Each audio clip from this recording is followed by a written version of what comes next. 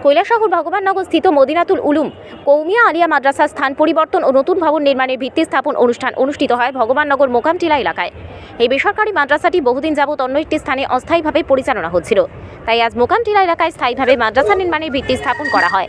এই মাদ্রাসার মোট 70 জন ছাত্র পড়াশোনা করছে বলে জানান মাদ্রাসা কর্তৃপক্ষ। এই মাদ্রাসার নতুন ভবন নির্মাণের জন্য প্রচুর অর্থের প্রয়োজন, তাই মাদ্রাসা কর্তৃপক্ষ সবার কাছে সাহায্যের আবেদন করে। আসসালামু আলাইকুম ওয়া রাহমাতুল্লাহি ওয়া বারাকাতুহু। সম্মানিত কৈলাসহরবাসী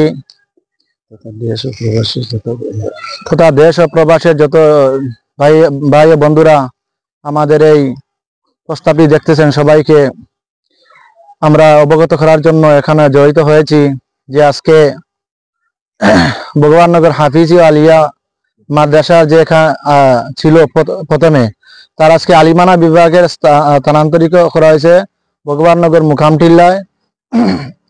তাই এতএব আজকে এখানে ভিত্তি রাখা হয়েছে, নতুন নামকরণ হয়েছে মদিনাতুল উলুম ভগবাননগর কৌমিয়া আলিয়া মাদ্রাসা মোকামটিল্লা।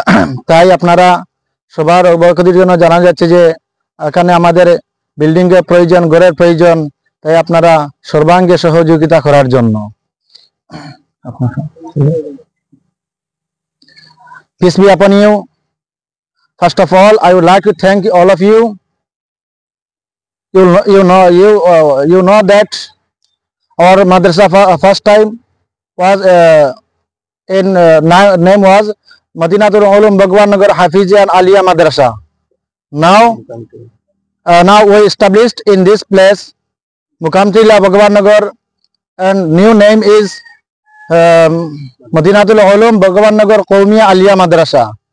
So our humble request all of you, please help us and for establishing building and making building, and please donate lot of।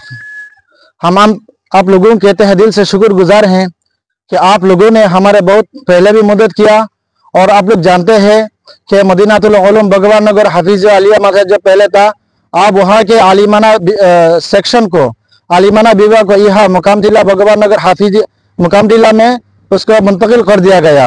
अब इसका नया नाम यह है कि मदीनातुल उलूम भगवाननगर कौमिया आलिया मदरसा। सो आप तमाम लोगों से हमारी दरखास्त है कि आप हमारी ज़्यादा से ज़्यादा मदद करें, ताकि हम बहुत जल्द आज यहाँ एक इमारत तैयार कर सके और यहाँ मुंतकिल कर सके।